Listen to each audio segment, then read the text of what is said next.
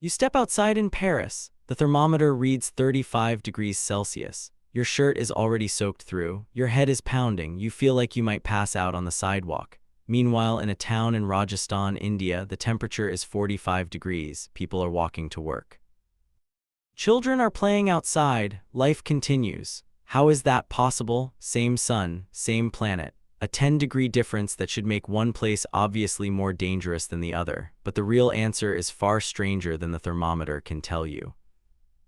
Your body does not experience heat through temperature alone. It responds to a combination of factors: humidity, wind, sunlight, clothing, activity, and your body's ability to cool itself. And that combination is one of the reasons why a heat wave in Europe can become deadly even when the temperatures look mild compared to some of the hottest places on Earth. Here is the first piece of the puzzle. Heat alone is not the only danger. The real threat comes from whether your body can get rid of the heat it is producing. Your body cools itself mainly through sweat. When sweat evaporates from your skin, it carries heat away with it. It is the closest thing humans have to a built-in air conditioning system. But evaporation depends on the surrounding air. When the air is already full of moisture, sweat cannot evaporate as efficiently. It stays on your skin, your body keeps producing more, your cooling system keeps trying, but the heat stays trapped inside you. This is where wet bulb temperature becomes important. Wet bulb temperature combines heat and humidity into a single measurement. It tells us how effectively the environment allows the human body to cool itself. Researcher Camilo Mora at the University of Hawaii led a major global study published in Nature Climate Change, examining the combinations of heat and humidity that create deadly conditions for humans. His team showed that dangerous heat conditions are not determined by temperature alone, but by whether the human body can continue losing heat to the environment. In extreme scenarios, when wet bulb temperatures become high enough, even a healthy person resting in the shade with access to water can eventually overheat because the body has no effective way to release its internal heat. Now here is where it gets interesting. A dry environment like parts of Rajasthan can sometimes be more tolerable than a more humid environment at a lower temperature because sweat can evaporate more efficiently. But that does not mean extreme dry heat is harmless. At 45 degrees Celsius, especially during physical work without enough water, shade, or protection, the human body can still be pushed to its limits. The difference is not simply hot versus cold. It is about how much help the environment gives your body's cooling system. Europe in summer can face a different challenge. In many regions, especially around coastlines and densely built cities, rising temperatures combine with humidity, trapped urban heat, and buildings that were not designed for prolonged extreme heat. When temperatures climb, sweat may become less effective, the body's cooling mechanisms become strained, and the risk of heat illness increases. And that leads to another important factor: adaptation. Human bodies can adapt to heat. This process is called heat acclimatization, and it can happen within days to weeks of repeated exposure. Sweating becomes more efficient. The cardiovascular system becomes better at moving blood toward the skin. The body becomes better at maintaining its internal temperature. This is not because some populations are naturally built differently for heat. It is because human bodies respond to the environments they repeatedly experience. And alongside biology, societies adapt too. Communities that have lived with extreme heat for generations often develop habits, architecture, and daily routines that reduce heat exposure. People learn when to work, when to rest, where to find shade, and how to organize life around the hottest parts of the day. Heat adaptation is not just something inside the body, it is also something built into culture and cities. And this is where Europe faces another major challenge. The problem is not that European people are incapable of handling heat. Human bodies are remarkably adaptable. The problem is that many European cities were built for a different climate. Walk through an old European city and look around. Many buildings were designed during centuries when winters were the main challenge. Thick stone walls, heavy materials, and designs that helped preserve warmth during cold months can become a disadvantage during long summer heat waves. Some traditional features can still provide benefits like shaded streets and dense urban layouts, but many older buildings were not designed with modern extreme heat in mind. Now compare that with cities in historically hot climates. Across many warm regions of the world, architecture developed around reducing heat exposure. White or light-colored surfaces reflect sunlight, courtyards improve airflow, shading structures block direct radiation. Building designs evolved around keeping indoor spaces cooler without relying entirely on machines. The difference is not that one group of people understood heat and another did not. It is that societies build around the climate they repeatedly experience. Then there is the air conditioning gap. In the United States, air conditioning is present in the vast majority of homes. In many parts of Southern Europe, ownership has historically been much lower, although it varies significantly between countries. For decades, this made sense. Summers were often uncomfortable, but extreme heat events were less frequent, and many homes were built around the assumption that cooling would only occasionally be needed. But the climate is changing faster than buildings and infrastructure can adapt. A landmark study published in Nature Medicine in 2023, led by Joan Ballister and an international team of researchers, analyzed heat-related deaths across Europe during the summer of 2022. The researchers estimated that tens of thousands of excess deaths occurred during that period, with the highest risks among older adults and people living in vulnerable conditions.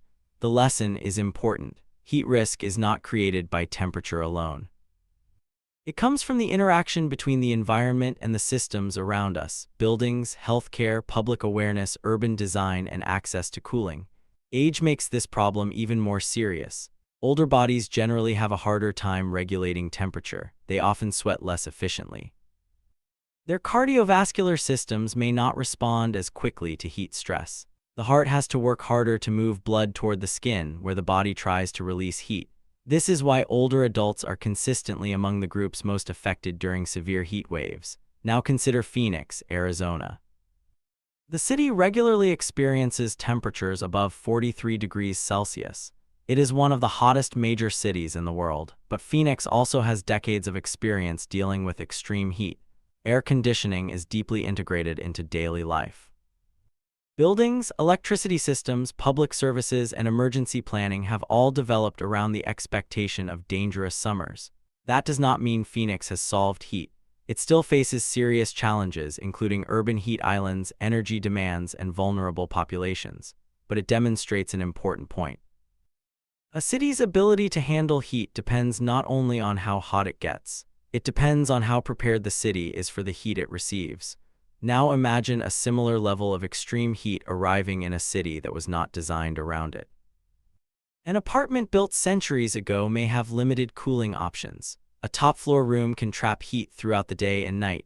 An elderly person living alone may not recognize the danger until their body is already struggling. This is not a story about one region being stronger than another.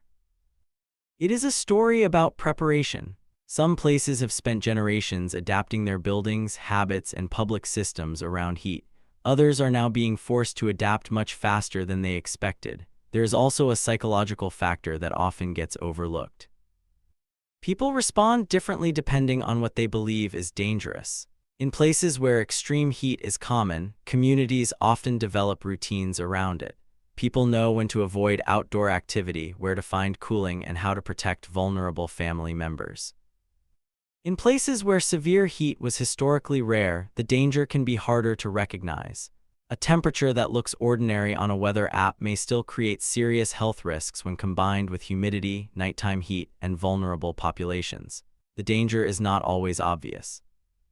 And that is what makes heat waves so difficult to manage. A storm announces itself. A flood is visible. Extreme heat can arrive quietly while the body is slowly losing its ability to cool itself. So what does the research actually suggest needs to happen?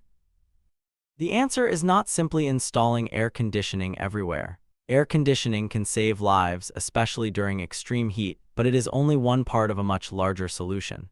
Researchers point to several changes that can reduce heat risk. Cities can be redesigned with more trees, parks, and green spaces. Shade can significantly reduce the amount of heat absorbed by streets and buildings. Roofs and surfaces can be designed to reflect more sunlight instead of absorbing it. Light-colored materials, reflective coatings, and traditional cooling techniques from hot climates can all help reduce indoor and outdoor temperatures. Buildings can be renovated to handle a warmer world. Better insulation, improved ventilation, external shading, and heat-resistant designs can make homes safer during heat waves. Public health systems also play a critical role. Extreme heat needs to be treated as a serious emergency. Early warning systems, cooling centers, public communication, and checking on vulnerable people can prevent thousands of deaths. The solutions are not mysterious. Many of them already exist. The challenge is speed. Human bodies adapt slowly, buildings change slowly, cities change slowly.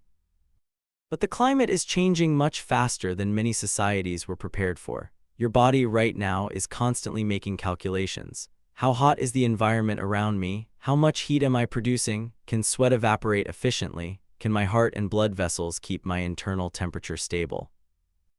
Those calculations are influenced by your biology, but also by your surroundings. The air around you matters, the buildings around you matter, the habits you have learned matter, the systems your society has built matter. A person who has spent years regularly exposed to heat may respond differently from someone experiencing a sudden heat wave after decades of cooler conditions. But the difference is not because one person is naturally stronger. It is because the human body adapts to experience and societies adapt to repeated challenges. Heat is a negotiation between humans and their environment. For thousands of years, people around the world have developed ways to live with different climates. Some built homes to block intense sunlight. Some changed their daily schedules around the hottest hours. Some developed cultural habits that reduced exposure. Modern cities are now facing a new challenge. The climate they were built for is changing. A summer day that once felt uncomfortable can become dangerous.